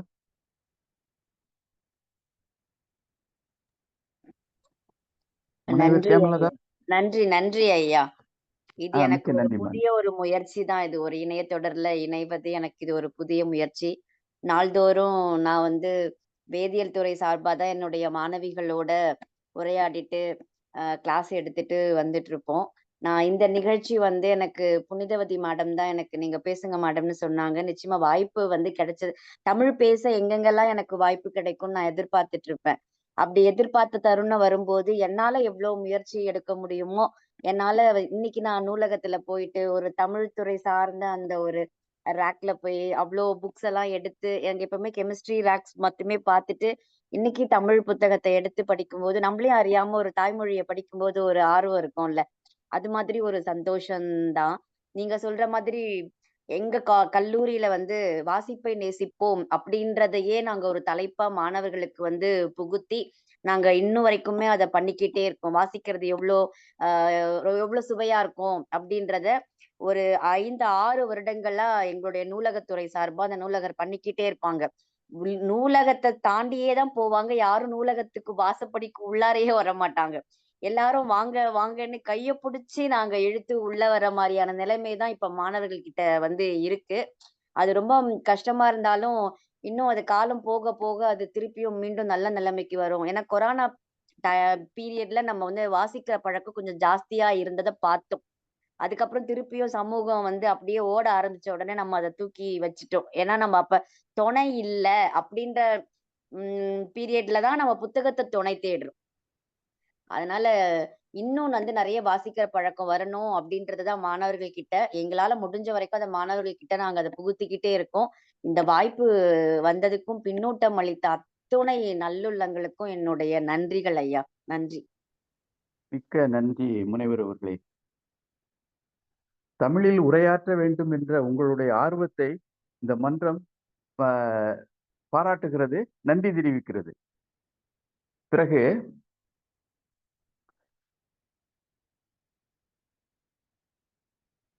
நீங்கள் வந்து நான் ஒண்ணு சொல்ல விரும்புகிறேன். நீங்கள் வந்து வேதியியல் துறையில் இருந்தாலும் சரி, தமிழ்துறை தலைவராகவே இருக்கிறது போல எனக்கு புலப்படுகிறது, எனக்கு தென்படுகிறது. மிக்க நன்றி அம்மா. அடுத்து நிறைவாக உரையாற்றுவதற்கு தமிழ்நாடு கலை இலக்கிய பெருமன்ற பொதுச் செயலாளர் டாக்டர் மருத்துவம் அவர்களை வணங்கி வரவேற்கிறேன். ஐயா இருக்கீங்களா? தோழர்கள் அனைவருக்கும் வணக்கம். கேக்குது இல்ல? கேக்குது. வணக்கம் வணக்கம். சொல்லுங்க. இன்னைக்கு உரை இத நம்ம முற்றுதல் செய்த இந்த விஷ்ணு, ஹேமலதா 2 பேரும் அருமை. ஹேமலதா அம்மா வந்து ஒரு வேதியியல் துறையில இருந்து கூட இவ்வளவு அருமையா ஒவ்வொரு பொருளையும் மிக அருமையாக விளக்கி சொன்னாங்க. இந்த இதே வந்து இந்த அதிகாரமே ரொம்ப அந்த அடியளந்தான்ற வார்த்தை மிகப்பெரிய கட்டுரைகளுக்கெல்லாம் வழிவகுத்திருக்கு. அடியளந்தான் என்ன எதை சொன்னார்? 3 அடிகளால் அளந்த வள்ளுவரையா? மன்னன் கலைஞர் சொல்ற மாதிரி அடியலை மன்னன் எடுத்து வைத்த அடியெல்லாம் அவனுக்கு சொந்தமாகியதாக கலைஞர் பொருள் அதுவா? அப்படி என்றால் போரை ஆதரிக்கிறாரா? எல்லா நாடுகளையும் உலகத்தையே பிடிக்கக்கூடிய ஒரு மன்னனை சொல்கிறாரா? ஒன்னும் புது விளக்கமும் வந்திருக்கு. அடின்னா செல்வம், அளத்தல்னா கொடுத்தல், தாவியது அப்படின்னா அவனுக்கு உரிமையானது. அவன்கிட்ட உள்ள செல்வத்தை எல்லாம் அவன் கொடையாக கொடுத்த உரிமை உள்ள செல்வத்தை எல்லாம் கொடையாக கொடுத்தாலும் மடியின்மை காரணமாக அவன் மீண்டும் பெற்று விடுவான் என்றுதான் அவர் சொல்லியிருக்கிறார் என்றெல்லாம் ஒரு மிகப்பெரிய கட்டுரைகள் போய்கிட்டு இருக்கு. இந்த அடியளந்தான்ற வார்த்தை நம்ம பொதுவா இந்த குறள் வந்து நான் அடிக்கடி இந்த இதை மட்டும்தான் நெடுநீர் மறவி மடிதுயில் 4ம் கெடுநீரார் காமக்கலன் இது வந்து பல புத்தகங்கள்ல எழுதி வச்சிருவேன். இது வந்து நமக்கே உதவும். இந்த நெடுநீர் மறவி மடிதுயில் 4ம் இது இல்லாம இருந்தோம்னா நாம் ஒரு மிகச்சிறந்த பணிகளை கூட மிக எளிதாக செய்து விடலாம். நேத்து சொன்ன அந்த ஊக்கமுடைமையும் இந்த மடியின்மையும் முன்னேற்றம் காண வேண்டிய அனைவரும் பின்பற்ற வேண்டிய அதிகாரங்கள். நீங்க ரவீந்திர பாரதி தோழர், நம்ம அரச்செல்வி அம்மா, ரேவதி டீச்சர், கணேசன் சார் பேதை அப்படின்னு கேட்டாரு. பேதை அப்படின்றது 5-7 வயசுக்குள்ள உள்ள பெண்ணை குறிக்குமோ அப்படின்ற அர்த்தத்துல அவர் கேள்வி இருக்குன்னு நினைக்கிறேன். ஆனால் பேதை என்பதற்கு முட்டாள் என்றும் பொருள் இருக்கிறது. அதை பேதை என்று மன்னனுக்கு சொன்னதனால் இதை வந்து முட்டாள் என்று கூட நாம் எடுத்துக்கொள்ளலாம். அறிவில்லாதவன் இல்ல முட்டாள் என்ற பொருளில் எடுத்துக்கொள்ளலாம் அப்படிதான் நினைக்கிறேன். மிக அருமையா ஒரு சோம்பல் இருந்தா நம்ம என்னென்னலாம் ஆயிடுவோம் அப்படின்னு சொன்ன இந்த அதிகாரங்கள் இதை நம்ம மன்னனுக்கு மட்டுமல்ல நம்மளுடைய வாழ்க்கையிலும் நாம் இதை கடைபிடித்தோம் என்றால் நாம் மிகச்சிறந்த வெற்றிகளை பெறலாம். ஐயா நாகராஜன் ஐயா ரொம்ப அருமையா சொன்னாங்க. கடைசியில முடிக்கும் போது கூட ஞான சம்பந்தன் ஓயாம சொல்லிக்கிட்டு இருப்பாரு. அந்த இன்னைக்கு உள்ள உலகத்துல படிக்கிறதுக்கு பொறுமை இல்லாதவங்க இவங்க எல்லாம் அப்படின்னு 2000 வருஷத்துக்கு முன்னாடி உள்ள வள்ளுவருக்கு தெரிஞ்சது. அதனாலதான் ஒவ்வொரு கருத்தையும் 7 வார்த்தைகள்ல சொல்லிட்டு போயிட்டாரு. இவன் எல்லாமே ரீல்ஸு, ஷார்ட்ஸ் இது மாதிரி பார்த்து பழகினவங்க இனிமே வர்ற உலகம் அப்படின்னு அவருக்கு அன்னைக்கே தெரிஞ்சிருக்கு. அதனாலதான் ஒரு பொருளை ஒரு 10 வரியில சொல்லாம ஒரு 2 வரியில சொல்லிட்டு போயிட்டாருன்னு சொல்லுவோம். அது உண்மைதான். நாம் இந்த 7 வார்த்தைகளில் சொன்ன கருத்தை உலகம் முழுவதும் கொண்டு செல்ல வேண்டும். அனைவருக்கும் நன்றி. மிக்க நன்றி பொதுச் செயலாளர் அவர்களே. நாளை நிகழ்வை சொல்லியிருந்தீங்களா? நாளைக்கு பின்னாலே அறிவிச்சிருங்க. நாளைக்கு அறிவிங்க. சரி சரி, மிக்க நன்றி. நான் ஒரு சில வார்த்தைகள் ஒரு 2-3 நிமிஷத்துல முடிச்சிருவேன். இன்னைக்கு உரைப்பொழிவாளர் வந்து மடியின்மை அப்படிங்கிறது இளைஞர்களுக்கு தேவை அப்படின்னு சொன்னாப்புல, என்னை பொறுத்த அளவுல எல்லாருக்குமே தேவைதான் மடியின்மை. இப்போ ஆள்றாங்க, நாட்டை ஆள்றாங்க, அவங்க என்ன இளைஞர்களா? வயசானவங்க தான். அவங்களுக்கும் மடியின்மை கட்டாயம் தேவை. அடுத்து இந்த நெடுநீர் மறவி மடிதுயில் 4ம் கெடுநீரார் காமக்கலன். இதுல அணிகலன்னு சொல்லுதாரு கலன் அப்படிங்கிறது. இன்னொன்னு காமம் அப்படின்னு சொல்லுதாப்புல. அந்த அந்த சொல் வந்து அந்த இந்த இந்த நாளும் இருந்தா அவங்க வந்து அஹ், அழிவார்கள். அந்த காம வயப்பட்டவர்கள் எப்படி அழிவாங்களோ அதே மாதிரி அழிவார்கள் அப்படிங்கிறதுக்காக தான் அந்த காமம் அப்படிங்கிற சொல்ல போடுறாரு. கெடுநீரார் காமக்கலன். அந்த அவர்கள் விரும்பும் அந்த தீயவர்கள் விரும்பக்கூடிய அணிகலன்கள் இந்த நாளும் அப்படிங்கிறத நல்லா சொல்றதுக்கு அந்த அந்த சொல் பிரயோகம் வந்து திருவள்ளுவர்கிட்ட ரொம்ப உன்னதமாக இருக்கும் அப்படிங்கிறத சுட்டிக்காட்ட விரும்புகிறேன். அடுத்து ஒண்ணே ஒண்ணுதான் சொல்லு. நம்ம ரேவதி டீச்சர் சொன்னாங்க அந்த பாட்டை. அந்த பாட்டுல இந்த மடியின்மை அப்படிங்கிறதுக்கு உள்ள பொருத்தமான இதை சொல்லுவாங்களான்னு பார்த்தேன், சொல்லல. வேற ஒண்ணும் இல்ல. பட்டுக்கோட்டை கல்யாண சுந்தரம் வந்து சொல்லியிருக்காரு, அல்லும் பகலும் கல்லாய் இருந்து விட்டு அதிர்ஷ்டம் இல்லை என்று அலட்டி கொள்வார். சோம்பேறியா இருந்துட்டு எனக்கு அதிர்ஷ்டம் இல்லை அப்படின்னு சொல்லுது. நல்லா எழுதியிருப்பாரு. பட்டுக்கோட்டை கல்யாணத்துற பாட்டுக்கு மிஞ்சினது எது வேற ஒண்ணும் இல்லை. அதுலயே இன்னொரு குரட்டை விட்டோரெல்லாம் கோட்டை விட்டார். இந்த குரட்டை விட்டு தூங்கிக்கிட்டு இருந்தா எல்லாம் எல்லாம் கெடுதிதான். எல்லாம் அவங்க வாழ்க்கையில எதுவுமே நல்லது நடக்காது என்பதை அழகான பாடலால், அருமையான பாடலால் சுட்டி காட்டியுள்ளார். இன்றைய நிகழ்வு மிக நெஞ்சுக்கு. ஐயா சிவசுப்ரமணியா, வணக்கம் வணக்கம். வணக்கம். ஒன்னே ஒண்ணு, அதாவது இந்த நெடுநீர் மறவி மடித்துயில் நான்கும் கெடுநீரார் காம கலன் அப்படின்னு சொல்றாரு. அதாவது ஒரு கலன் அப்படின்னு சொன்னோம்னா வந்து என்ன அப்படின்னா, நம்ம பயணம் செய்யக்கூடிய ஒரு கலன் வச்சுக்கிடுவோமே. இந்த இடத்துல வந்து அவர் என்ன சொல்றாரு அப்படின்னு சொன்னா, காமம் அப்படிங்கிற கொடுக்கறது வந்து, காமம் அப்படிங்கிறத வந்து சொல்றதுக்கான காரணம் வந்து ஆசை. காமம்னா ஆசை, விருப்பம் அப்படின்னு நம்ம வச்சுக்கலாம். ஒரு அன்புன்னு கூட வச்சுக்கலாம்னு வச்சுங்களேன். அப்ப இந்த மாதிரி 4 தன்மை இருக்கக்கூடியவன்ட்ட வந்து அவன் எதை களனமாக பயன்படுத்தினாலும் சரி, அது வந்து அழிந்து போகக்கூடிய விரும்பி, அதாவது விரும்பி பண்ணா கூட அது சரியா இருக்காது அப்படிங்கிற மாதிரி தான் இந்த இடத்துல நம்ம எடுத்துக்கலாம். இந்த காமங்கிறது வந்து இந்த இடத்துல நம்ம வந்து வர முடியாத ஒண்ணா தான் இருக்குது. ஆனால் இதுல வந்து நம்ம பிரிச்சு பார்க்கும்போது, அவன் என்ன விருப்பத்துல செய்யணும்னு நினைக்கிறானோ, ஒரு வண்டியவோ இல்லாட்ட ஒரு பயணத்துக்கான ஊர்தியை தயாரிக்கணும்னு நினைக்கிறானோ, அது வந்து அந்த விருப்பத்துல பண்ணக்கூடியது வந்து இந்த 4ம் இருந்தால் சரிப்பட்டு வராது அப்படின்னு சொல்ற மாதிரி இருக்குன்னு என்னுடைய சிந்தனை. மற்றபடி ஒண்ணும் இல்ல. வாழ்க வளமுடன். வணக்கம். அதாவது நான் சொல்லட்டுமா? ஏதாவது ஒரு வார்த்தை? நீங்க சொல்லுங்க. சொல்லுங்க. காமம் இந்த இடத்துல விருப்பம், நீங்க சொல்ற மாதிரி விருப்பம், அதாவது விருப்பம் தான். விருப்பம் ஆசை எல்லாம் ஒண்ணுதான். இந்த கலன்ன்றது ஒரு கப்பல்னு வச்சுக்கங்க. இந்த கப்பல் பயணம் செய்யக்கூடியது. எதுக்கு பயணம் செய்யக்கூடியது? அழிவை நோக்கி பயணம் செல்லக்கூடியது. இவன் வந்து நெடுநீரார், காலந்தாழ்த்தல், அப்புறம் என்ன மடியா, நெடுநீரார், மடி, காலந்தாழ்த்தல், மறதி, சோம்பல். ஆமா, காலந்தாழ்த்தல், மறதி, சோம்பல், தூங்குறது, அதிக தூக்கம். அதாவது தேவையான அளவுக்கு மேல தூங்குறது. ஒரு 6 மணி நேரம் தூங்கலாம், 8 மணி நேரம் தூங்கலாம். அதுக்கு மேல தூங்கினா அது சோம்பல். இது எல்லாம் அதாவது தான் விரும்பி ஏறக்கூடிய கப்பல் அப்படின்னு. அந்த கப்பல் எங்க போகுது? அழிவை நோக்கி பயணம் செய்யுது. ரொம்ப கவித்துவமா சொல்றார் வள்ளுவர். இந்த 4ம் கெடுநீரார், கெட்டு போவதற்குரிய காமக்கலன், கெட்டு போவதற்குரிய, அழிவதற்குரிய ஒரு கப்பல்ல போய் ஏறக்கூடியவர்கள் இவர்கள் அப்படின்றார். அப்போ என்ன அர்த்தம்? அழிஞ்சு போயிடுவான். எதில் ஏறி? அந்த கப்பல்ல ஏறி அழிஞ்சு போயிடுவான். கரையே கிடக்கிறதுல அழிஞ்சு போறதுக்காக போற பயணம் அது. அப்படிதான் வள்ளுவர் சொல்றாரு நான் நினைக்கிறேன். வேற ஒண்ணும் இல்லை. இவரு கேட்டது ரொம்ப நல்ல கேள்வி. நீங்க சொல்றது நல்ல கருத்து. மிக்க நன்றி ஐயா.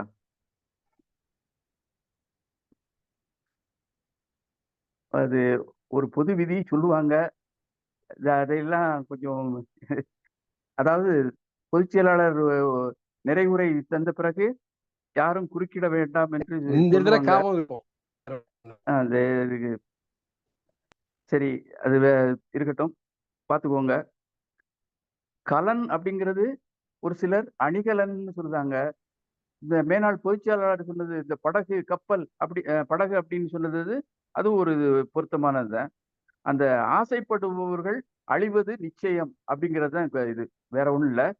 அந்த இந்த நாளையும் ஆசைப்படுறவங்க ஆமா காலந்தாழ்த்தல், ஆமா மறதி, சோம்பல், பால் தூக்கம் இந்த நாளையும் விரும்பி அ- அ- அ- செயல்படுத்துறவங்க அழிவாங்க. அழிந்து அவ்வளவுதான். அழிந்து போவார்கள் அழிந்து அழிஞ்சு போவாங்க. போவார்கள். மிக்க நன்றி. உண்மைதான். அஹ், மிக்க நிறைவாக இந்த நிகழ்வு நிகழ்ச்சியுடன் நிறைவேறி இருக்கிறது. நாளைக்கு மீண்டும் திருக்குறள் நாளும் ஓர் அதிகாரத்தில் இன்னும் நிறைய பேரை இணைத்து கொண்டு வாருங்கள். இந்த இணையவழி நிகழ்வுக்கு நிறைய பேரை இணைத்து கொண்டு வாருங்கள் என்று அன்போடு கேட்டுக்கொண்டு இன்றைய நிகழ்வை நிறைவு செய்து கொள்கிறேன். நாளை இரவு 8 மணிக்கு அனைவரும் சந்திப்போம்.